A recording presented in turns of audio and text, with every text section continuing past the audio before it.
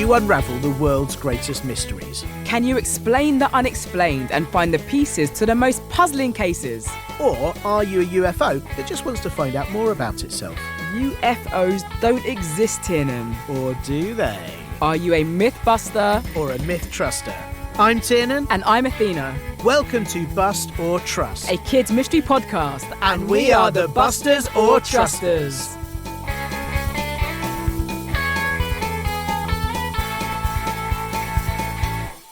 We'll be looking into some very strange stories from around the world, and no mystery is too big for us.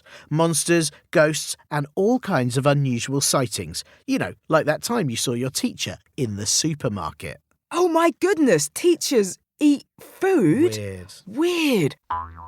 We will deep dive into all the evidence we can find and present the case with all the facts, figures, and testimonies. Then it's all up to you, the listener, as you are our chief detective. Your job will be to work out what it all means and make up your own mind if our mystery is an unexplained phenomenon or a ridiculous carry-on. The question is, are you a mythbuster like me? Because you know, there's always more to the case than meets the eye. Or are you a myth truster like me? Because the truth is out there. No, that's the garden. Or is it?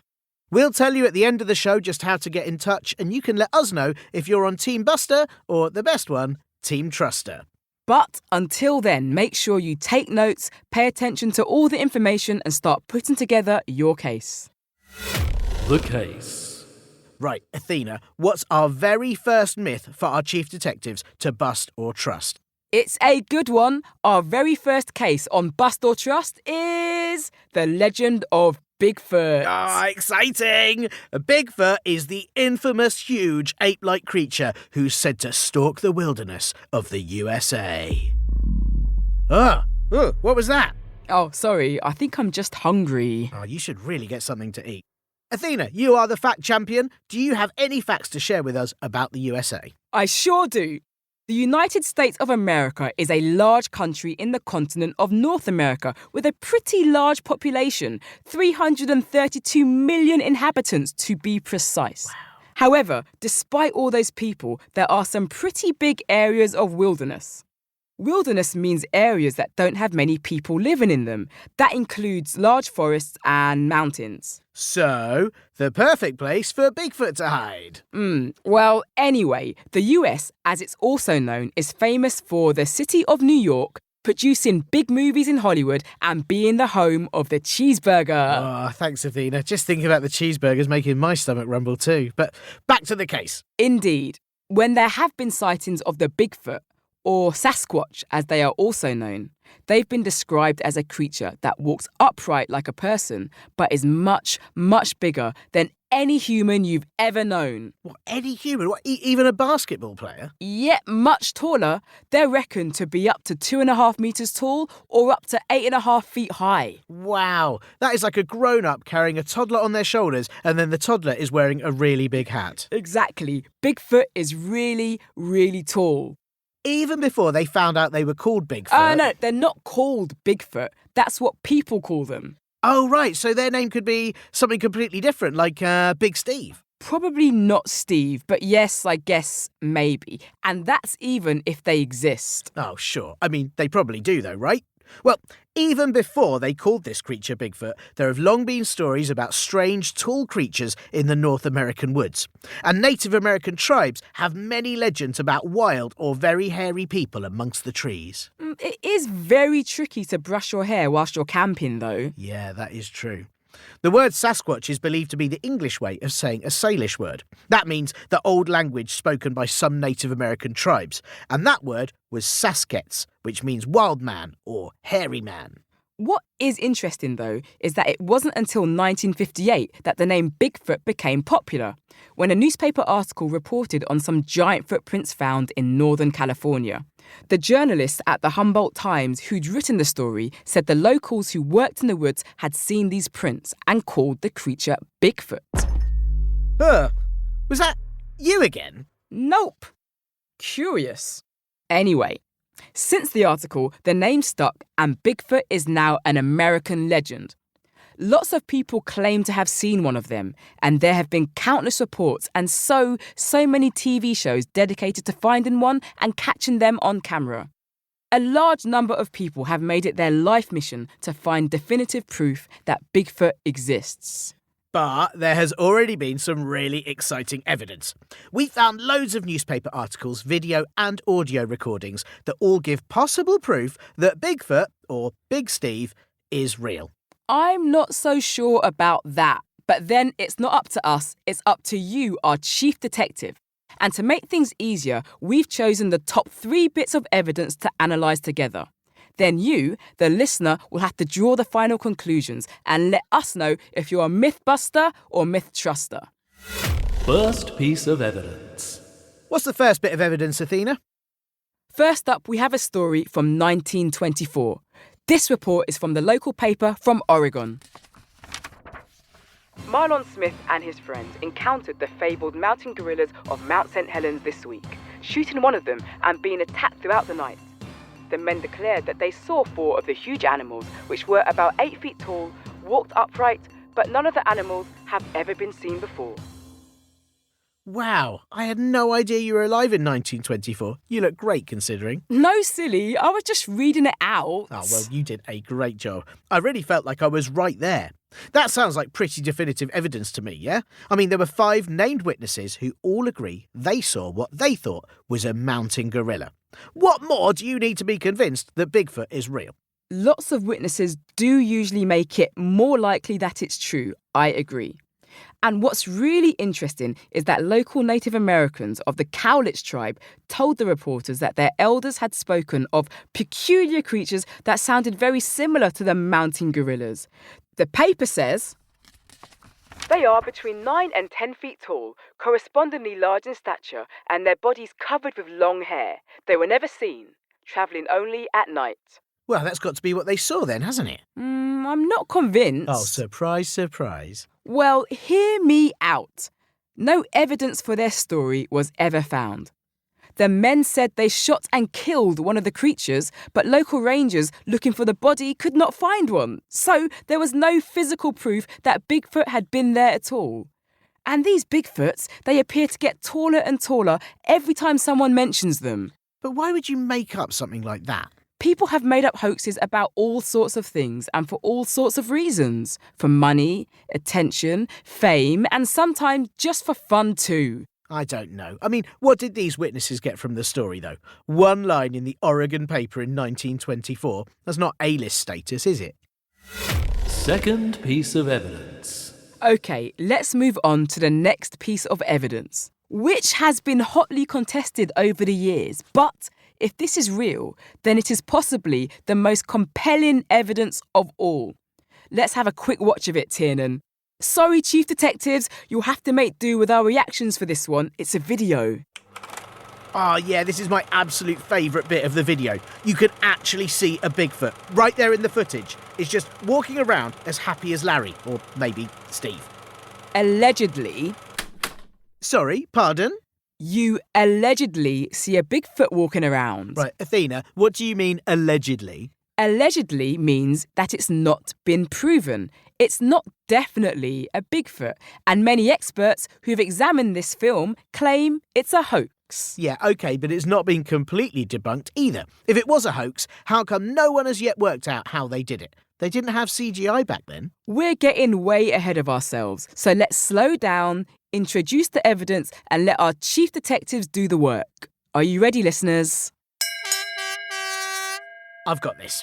In 1967, 55 years ago, 2 men, Roger Patterson and Bob Gimlin, were riding alongside Bluff Creek in Northern California, when they rounded a corner and saw a figure standing on the other bank, which they described as a tall, hairy ape-like creature around 6 foot 6 inches tall, so like a grown-up with a toddler on their shoulders, but this time no big hat, and with dark reddish-brown or black hair. Now, Patterson had a camera on him, so he jumped off his horse to film the creature, but it had started to walk away. So, Patterson had to run to keep up, and that's why the beginning of the film is really shaky. Yeah, that makes sense. That's how it looks if I try to film things too. Once Patterson got close enough, you can clearly see on the footage what looks like a big gorilla person walking towards the trees. The Bigfoot looks back over her shoulder. The two men were very certain it was a female Bigfoot, a big Stephanie if you like, and that's where the most famous still from the film comes from. The whole video is only 1 minute long in total, and then Bigfoot disappears into the woods. They tried to track her, but of course they lost the trail. How convenient. Yeah, you say that because you always say that, but what makes this film so interesting is no one has been able to prove that it isn't real yet. Many special effects experts at the time publicly said it would be impossible to make such a convincing ape suit with the costumes they had in the 60s when this film was made. On the other hand, most scientists who've looked at this evidence argue there isn't enough proof that it is real. There was nothing left to analyse, like hair or poo. Well, that's probably a good thing, isn't it? I mean, you wouldn't want to step in a Bigfoot poo. You would if you were trying to find Bigfoot. A zoologist called Bernard Hovelmans reckoned the creature must be someone in a suit because the fur was too neat and tidy for an animal.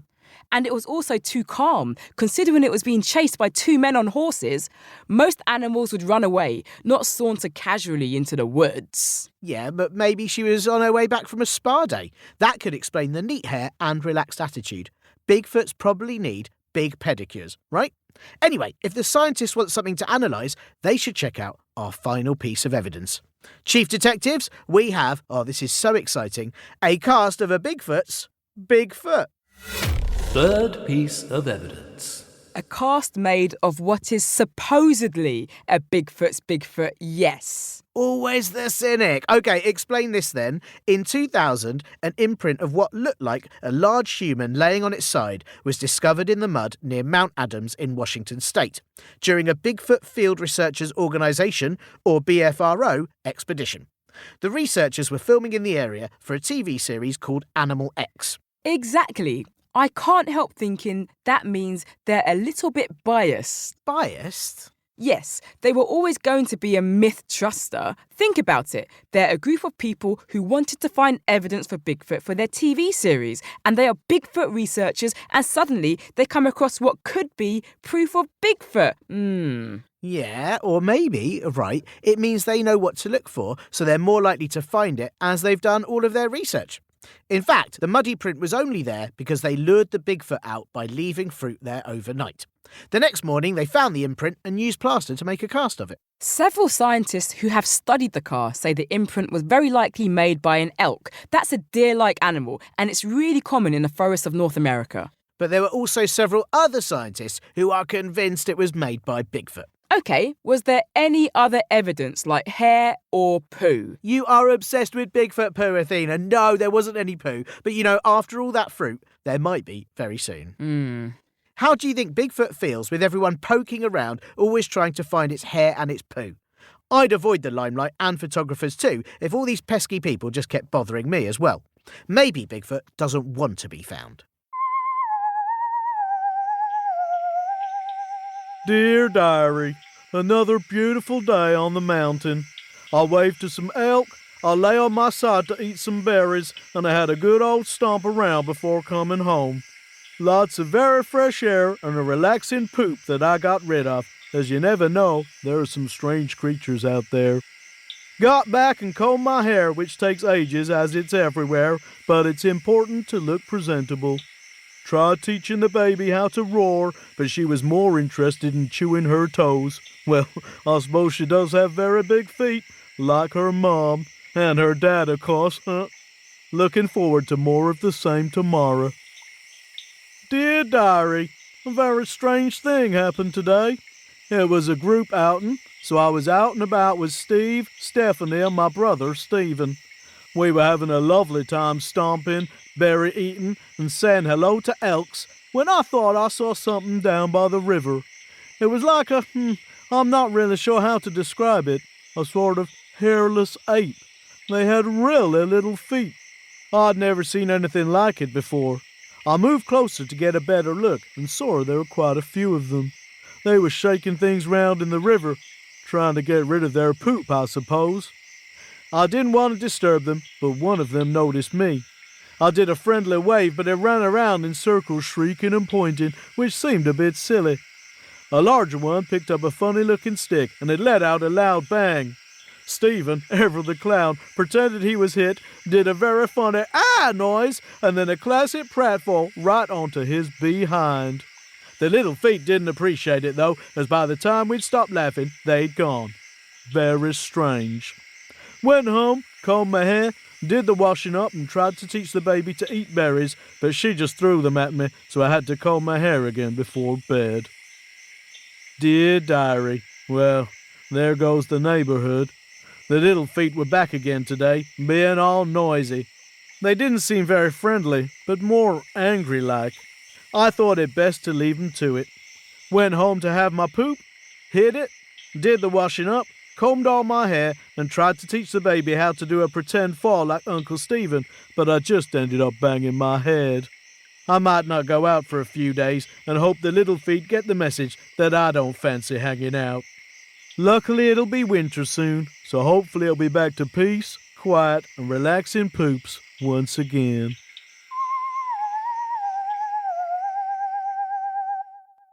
Wow, big if true. It's not true. That was a sketch. So we can't use it as evidence? No. Well, it does give us something to think about. Sure, it does. Now, let's get back on track. Pay attention, Chief Detectives. It's time to recap the evidence. Evidence recap. Our first piece of evidence was the encounter from 1924, where several men working in the woods told a newspaper reporter that they'd been attacked by several Bigfoot. Big feet? Bigfoot. There was a fight and one of the Bigfoot were even shot. However, when rangers went to investigate, they found no evidence and no body of a Bigfoot was found. Our second piece of evidence. In 1967, two men filmed a video of a Bigfoot walking by a stream. No one was able to prove that it wasn't real. Yes, but no one was able to prove it was real either. OK, the final piece of evidence. The imprint of a Bigfoot lying on its side was found in 2000. The researchers took a cast of the imprint and upon analysis, several scientists were convinced it was left by a large ape. But several other scientists also believed it was made by an elk and no agreement was ever reached. So now we're handing it over to you, Chief Detectives. What do you think? Are you a Bigfoot mythbuster? Or a Bigfoot myth truster? We want to hear from you and what you think and which side you're on. Send us your voice notes with an explanation of why you're a mythbuster or myth truster when it comes to Bigfoot. All you have to do is ask your grown-ups, preferably not while they have a toddler on their shoulder to see if they're the size of a Bigfoot, and you ask them to help you email us your voice notes to hello@bustortrust.com. Tell us your name, age, what you think all the evidence means, and please make sure your grown-ups give us permission to use your voice notes in our next episode. And as much as we'd love to, we won't always be able to use all of them. We can't find out the truth without your help. And most importantly of all, who's right? Me, it's definitely me, or Athena, probably not Athena. It's always me, and it's definitely me. Thanks for listening. We'll see you next time for more Bust or Trust. Oh, you should really get something to eat. On it.